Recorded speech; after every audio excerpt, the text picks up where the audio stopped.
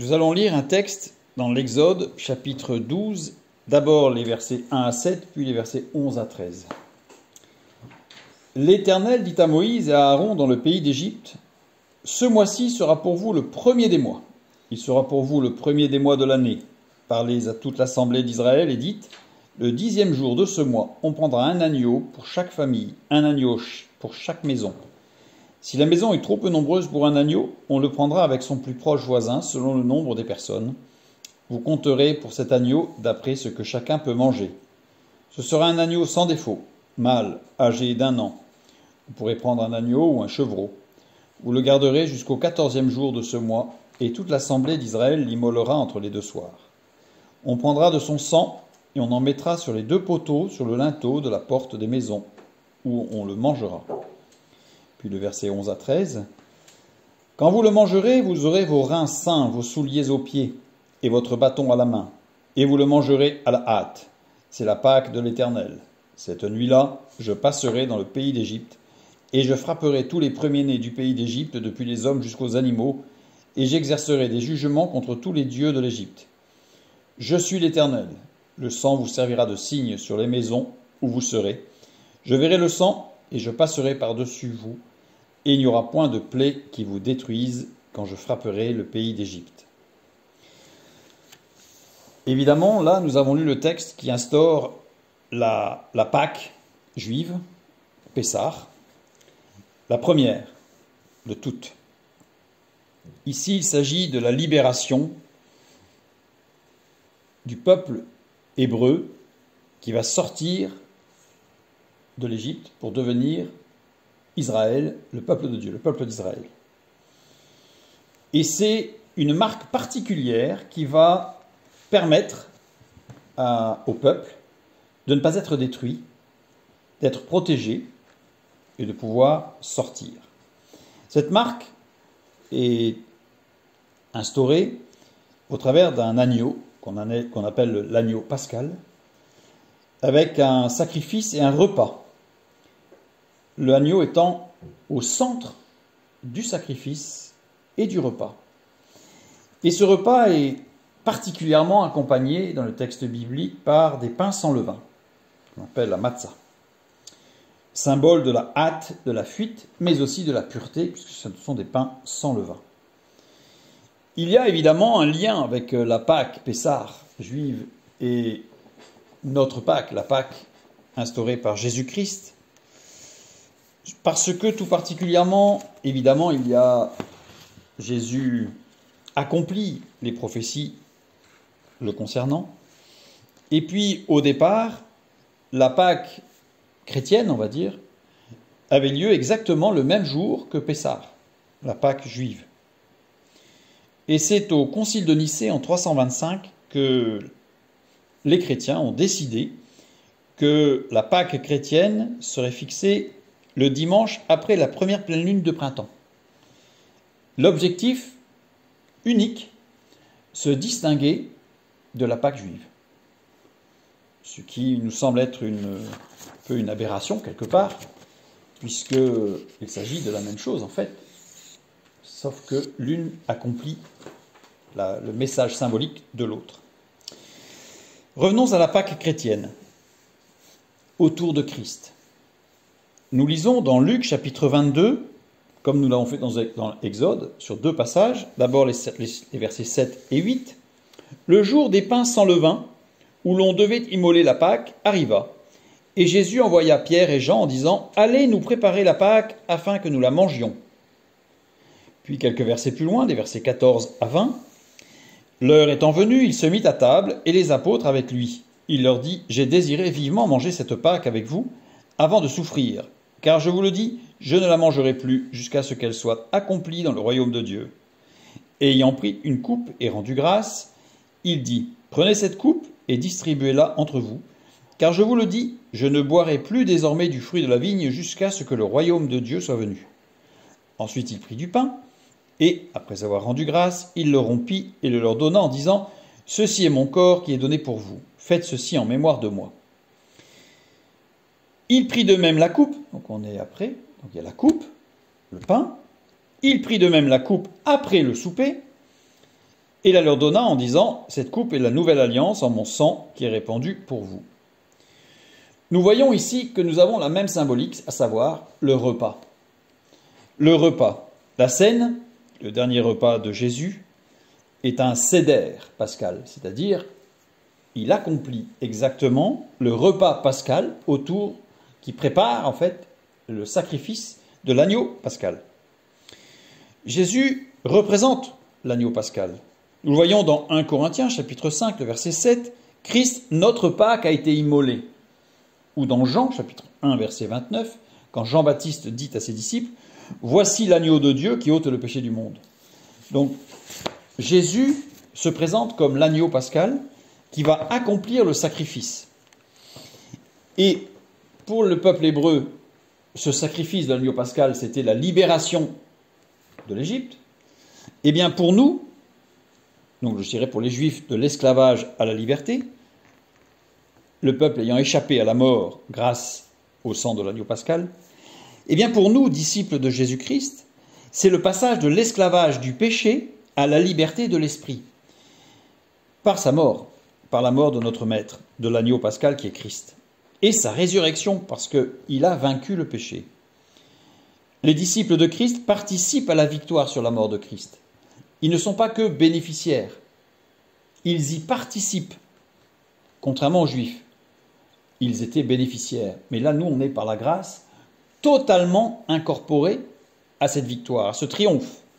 1 Corinthiens chapitre 15, versets 54 à 57, nous lisons « Lorsque ce corps corruptible aura revêtu l'incorruptibilité et que ce corps mortel aura revêtu l'immortalité, alors s'accomplira la parole qui est écrite, la mort a été engloutie dans la victoire. » Là, il parle de notre corps aussi. Ô mort, où est ta victoire? Ô mort, où est ton aiguillon? L'aiguillon de la mort, c'est le péché. Et la puissance du péché, c'est la loi. Mais grâce soit rendue à Dieu, qui nous donne la victoire par notre Seigneur Jésus-Christ. Il nous la donne, donc nous l'avons. Nous sommes participants de son triomphe. C'est une victoire partagée. Paul explique que la résurrection de Jésus-Christ, dans 1 Corinthiens 15, 20, garantit celle des croyants. Ce corps mortel revêtira l'immortalité.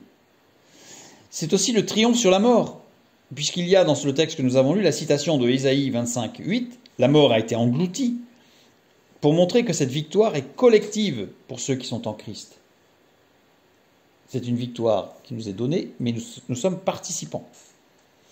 C'est un don de Dieu. La victoire est offerte à chacun de nous, à ceux qui croient, par notre Seigneur Jésus-Christ, verset 57, soulignant notre participation à son triomphe. C'est une grâce extraordinaire. Dans l'Exode, le sang de l'agneau sauve et protège les maisons. En Christ, la promesse faite par la parole de Dieu, le sang du Christ sauve et protège chacun de nous qui lui appartenons. Et puis, il y a d'autres détails, si on peut dire. Il y en a beaucoup. Nous n'en allons prendre que quelques-uns. Nous avons vu que dans l'Exode, je vais lire Exode chapitre 12, versets 29 à 31, « Au milieu de la nuit, l'Éternel frappa tous les premiers-nés dans le pays d'Égypte, depuis le premier-né de Pharaon assis sur son trône, jusqu'au premier-né du captif dans sa prison, et jusqu'à tous les premiers-nés des animaux. Pharaon se leva de nuit, lui et tous ses serviteurs et tous les Égyptiens, et il y eut de grands cris en Égypte, car il n'y avait point de maison où il n'y eût un mort. » Évidemment, puisque dès qu'il y a un premier-né, il y avait un mort. Dans la nuit même, Pharaon appela Moïse et Aaron et leur dit « Levez-vous, sortez du milieu de mon peuple, vous et les enfants d'Israël, allez, servez l'Éternel, comme vous l'avez dit. » Et un autre texte, un peu plus loin, verset 42, « Cette nuit sera célébrée en l'honneur de l'Éternel, parce qu'il les fit sortir du pays d'Égypte. Cette nuit sera célébrée en l'honneur de l'Éternel, par tous les enfants d'Israël et par leurs descendants. La sortie du pays d'Égypte se fait de nuit. » Je dirais au petit matin. Et ils vont aller vers un jour nouveau, vers des jours meilleurs. Il va falloir y aller vers les jours meilleurs pour le peuple d'Israël, puisqu'il va falloir traverser le désert.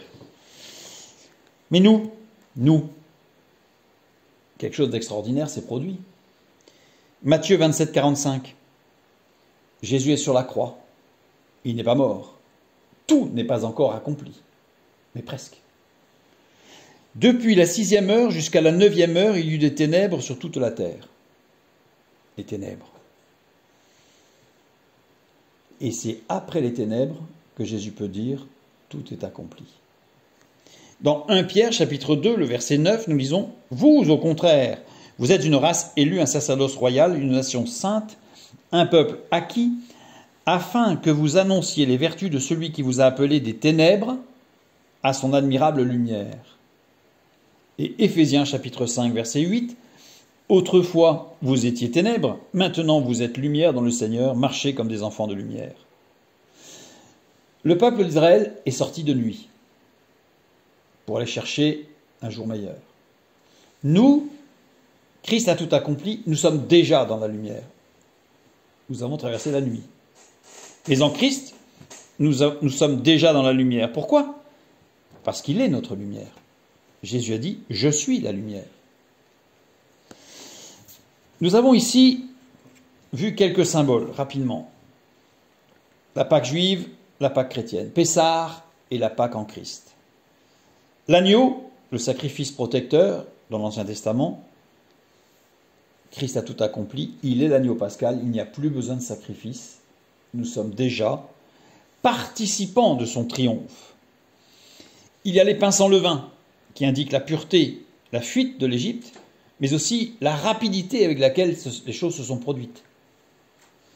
Il y a eu tout un temps de préparation, bien entendu. Les 10 plaies d'Égypte, etc. Il y a eu des années de travail. Et puis d'un seul coup, basculement, libération. Ici, nous avons évidemment le pain sans levain qui nous montre que la grâce du salut est instantanée.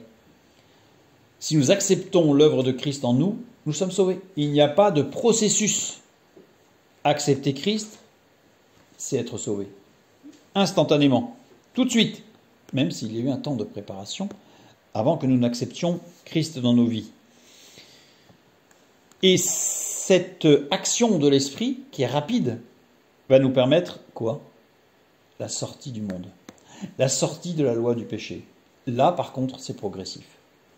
Le peuple d'Israël n'a pas été téléporté d'Égypte en Canaan. Il a fallu qu'ils y aillent. Nous sommes libérés instantanément et nous allons marcher, mais dans la lumière. Nous n'allons pas sortir dans les ténèbres pour aller chercher la lumière. Nous l'avons. Christ est notre lumière. Un autre détail intéressant, c'est que Pessah devait se faire la porte fermée, c'est-à-dire que chaque famille était dans son intimité. Le Christ est venu non pas pour sauver le monde, mais pour sauver chaque individu qui se trouve dans le monde. C'est-à-dire que c'est quelque chose de personnel. Ce salut, cette grâce, ce triomphe se vit personnellement, se vit dans notre intimité, mais avec nos proches, ceux qui nous entourent, ceux que nous aimons et ceux qui nous aiment. Quelle grâce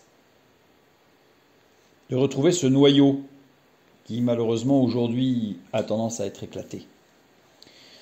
Et puis il y a ce passage des ténèbres à la lumière, départ de nuit pour le peuple d'Israël, alors que la nuit, les ténèbres sont tombées sur Jésus-Christ. Il a tout pris sur lui, même les ténèbres, sur la croix. Et lui, il a dit en Jean chapitre 8, verset 12, « Je suis la lumière du monde. Celui qui me suit ne marchera pas dans les ténèbres, mais il aura la lumière de la vie. » Cette lumière qui ne tolère aucune ombre. Nous voyons donc un basculement profond entre Pessah, le judaïsme qui va préparer la venue du Messie, avec une délivrance physique, la sortie de l'Égypte, et spirituelle, une alliance avec Dieu. Et puis en Christ, nous sommes délivrés du péché, de la loi du péché par la résurrection de Christ, qui a vaincu l'inéluctable, c'est-à-dire que quand un corps est mort, il se décompose. C'est la seule fois où les lois de la physique n'ont pas été respectées, puisque la vie est revenue d'un corps mort. Il y a cette notion de passage. Le mot Pâques vient de l'hébreu Pessah, qui veut dire passer outre, passer malgré. l'infranchissable. Et il renvoie aussi au grec pascha, repris du latin pascha, qui va donner le mot Pâques, et c'est notre Pâques, à nous. C'est le passage outre. Nous faisons fi des interdictions, des blocages du péché, de la mort, parce que nous avons la vie et la lumière. Rien ne peut arrêter celui qui est rempli de lumière. Nous devons avoir conscience de cette grâce et de ce triomphe. C'est véritablement un triomphe, c'est même pas une victoire. Je trouve que le mot se prête plus à triomphe que victoire. Une victoire, c'est beau. Un triomphe, c'est majestueux. Notre majesté a vaincu. Ayons toujours conscience que notre Pâques, Christ, tout ce qui s'est passé puise ses racines dans Pessah, la Pâque juive, mais elle en fait une réinterprétation, je dirais, lumineuse. Les deux fêtes partagent une symbolique de renouveau, de sacrifice, de salut. Mais seul Christ nous donne le triomphe. En Christ, nous avons le triomphe. En Christ, nous pouvons marcher de victoire en victoire. En Christ, nous pouvons dire avec les apôtres et avec l'apôtre Paul que la mort n'a plus de prise sur nous. Que Dieu nous conduise à marcher en nouveauté de vie, dans la lumière, conscient de cette Pâque extraordinaire où Christ a tout pris sur lui, pour que nous puissions participer à son triomphe.